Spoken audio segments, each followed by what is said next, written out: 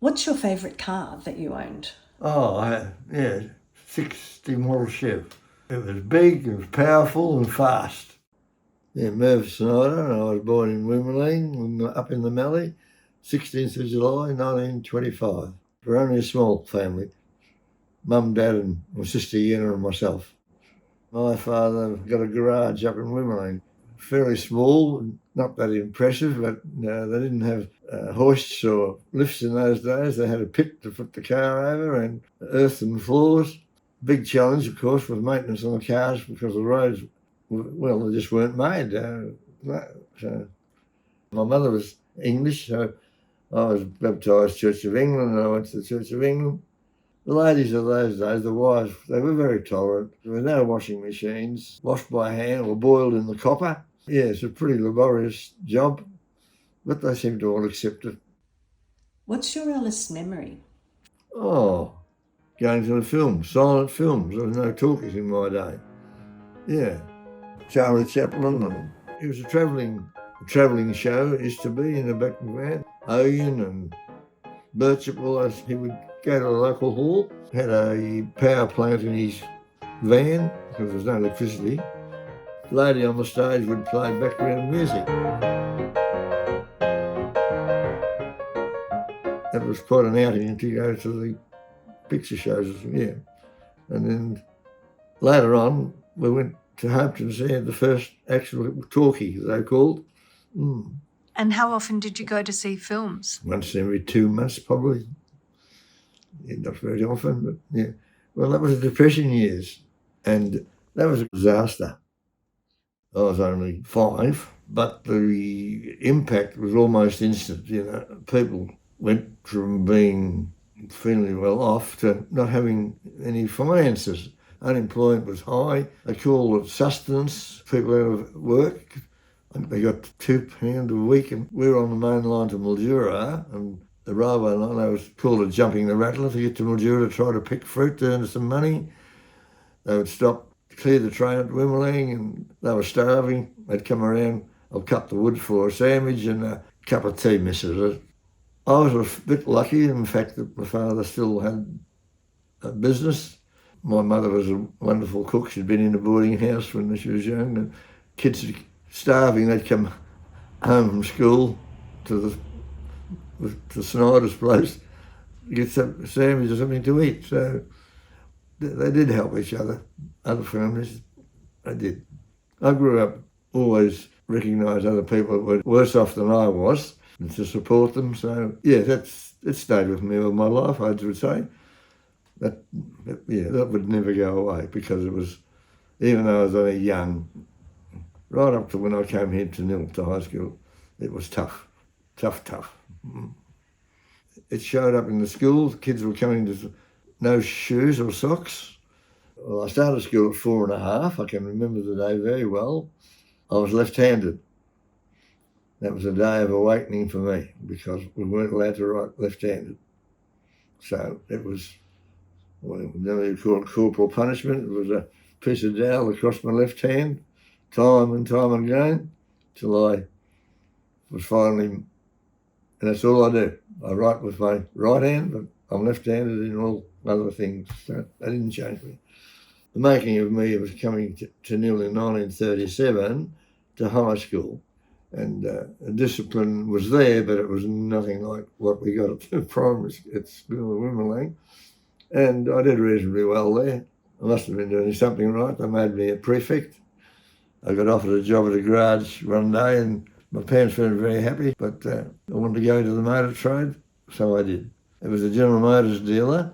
General Motors sold Vauxhalls, Chevrolets, Pontiacs, Oldsmobiles, Buicks, and I worked with Williams Motors till I joined up in 1943. Why did you join the Air Force? Well, I had my first ride in an aeroplane in Woomelang when I was about 7. And I thought that was pretty good. And even though it was Depression time, I had a model aeroplane and I enjoyed that. And I listened to the air race from London to Melbourne, Centenary air race. In the grey light of dawn, all is set for the start at 6:30. Jim and Amy Morrison, flying their Comet Black Magic, are the first to leave. The flag drops. They're off. The race has started.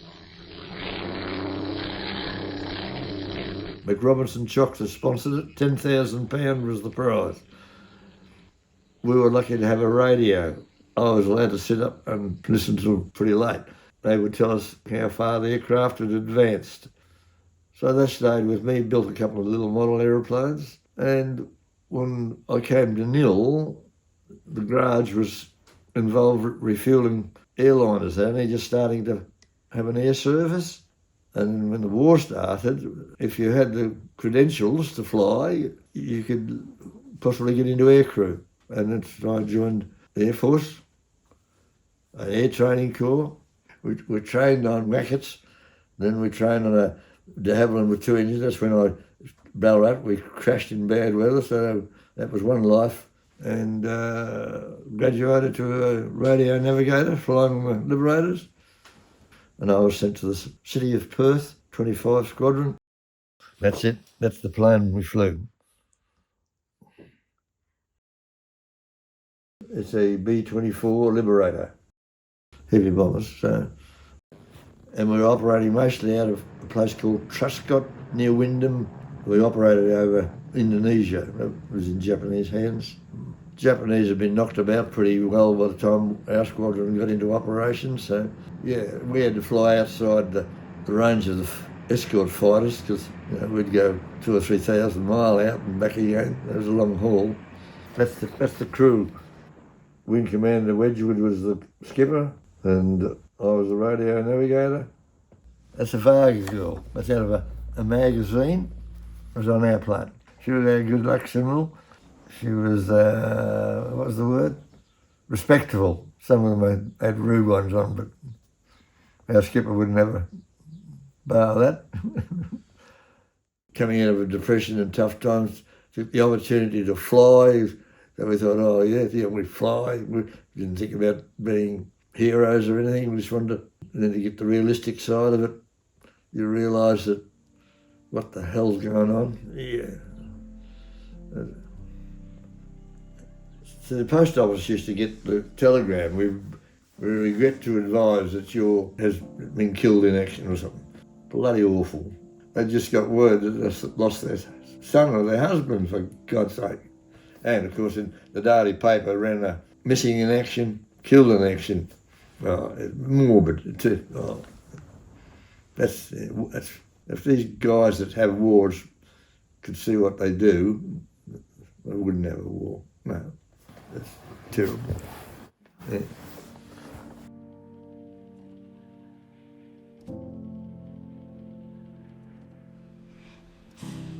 After the war, we bring home prisoners of war and refugees. So to get them out of Singapore and that, we get them over to Borneo, we bring them home to whatever city. Brisbane, Sydney, Melbourne, Adelaide, Perth, yeah. So a lot of our hours in our squadron was bringing people. We stripped all the guns and everything out to bring them home. What condition did you see people in? It was shocking. You can't believe what. We're talking about war, what humanity, what human men can do to a human being. They were wasted, they were dysentery to the point. You didn't do water and aeroplanes. If we get to Darwin, they take them off and they get the fire hydrant to hose the plane out. Those that were fit enough to bring on, somebody got attention in Darwin. So we flew a lot of hours bringing. Yeah, the war doesn't bring many nice things, but in 1942, Shirl's father was posted to the Air Force base in Nhill, and Shirl came into the garage one day to look for a job. I was only 17. I saw this pretty girl, beautiful hair, and I thought, she's lovely. I must meet her. How do you do that? I found out she had a brother. I questioned him about his sister. He said, she goes to church on Sunday night. So I thought, oh, I better go to church.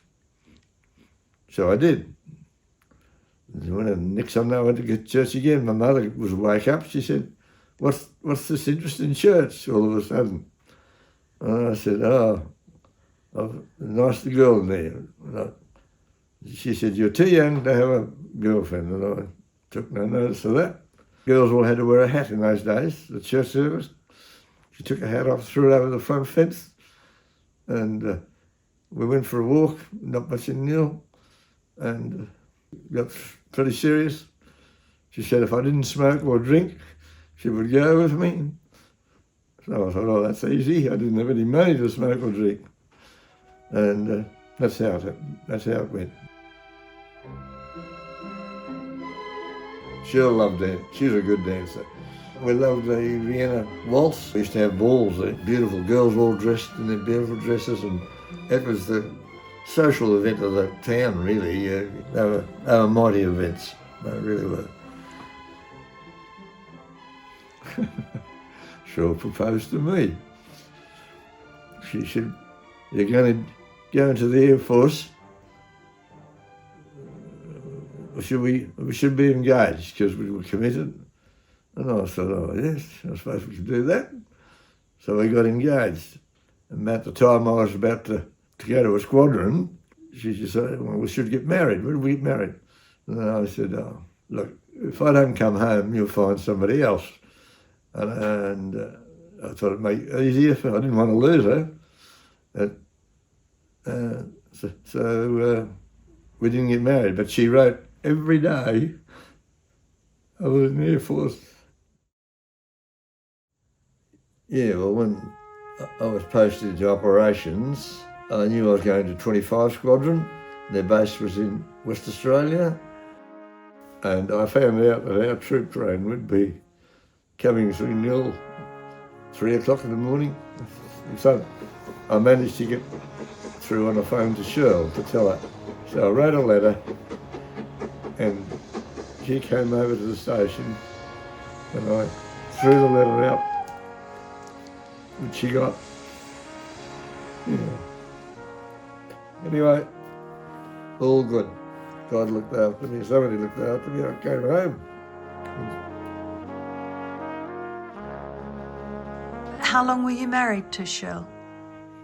75 and a half years. 81 together.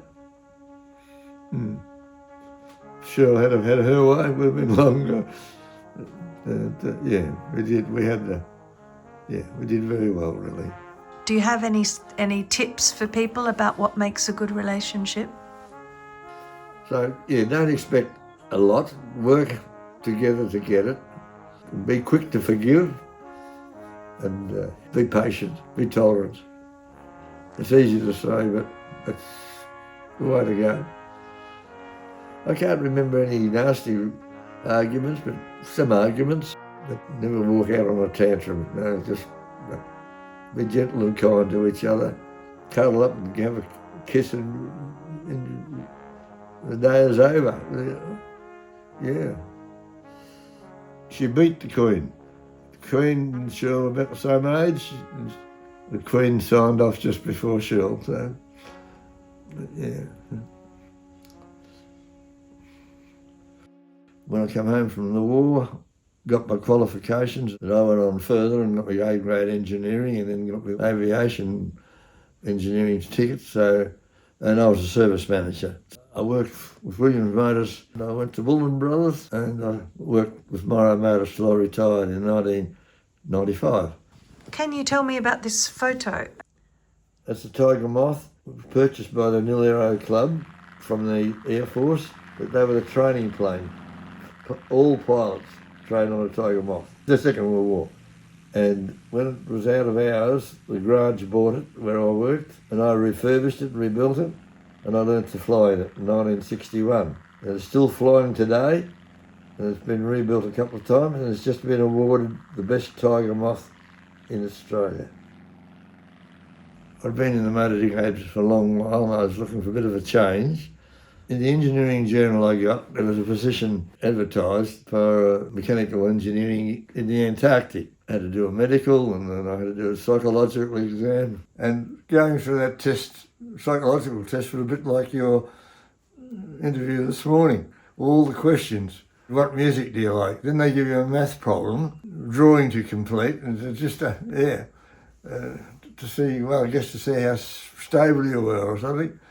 Getting down there was frightening. To see when they talk about the roaring 40s and the screaming 50s, it's not exaggerated, because I got out and got dressed one night. I thought I was sure the boat would sink. But anyway, once we got through that, it was all right. Yeah, look, the pristine condition, the white is white, the blue is blue. It was just a different world. It's a wonderland. I hope we don't spoil it. Yeah. Spent 15 months down there in Mawson base, and it was a great experience. You get 6 months of dark and 6 months of light. Minus 40 degrees on some occasions. I could see why they put us through a psychological test. The depression set in, but 3 of us were fairly old. Well, I was 35. The young ones did it hard. I worked. I made sure I got up, did my job. And mechanical maintenance. The powerhouse had two big diesels in it, had to be maintained. Big tractors, bulldozers. Then we had skidoos and little snow things, which I hated. The 2-stroke things were giving trouble. We had the Russians next door to us. They were good neighbours. They helped us when they could. We had a couple of occasions we needed it. They were just like you and I. No politics. It was good. It was a radio phone, which was hard to speak on. You had to wait, talk, and then quickly that went back. Or by code, so if you wanted to tell your wife you loved her. So we kept the radio operator pretty busy in the Antarctic, I can tell you. War medals. That was my Antarctic medal. The Order of Australia.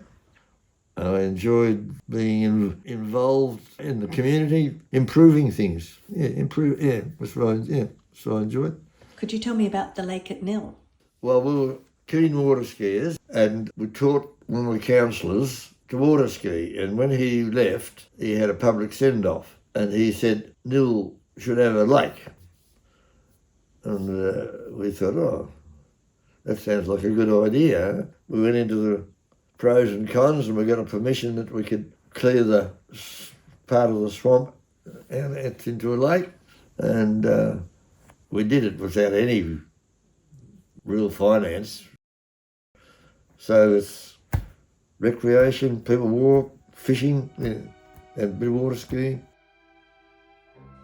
What are you most proud of in your life? Family. My children, Stuart and Lynette, and my grandchildren and great-grandchildren. Once again, lucky Merv.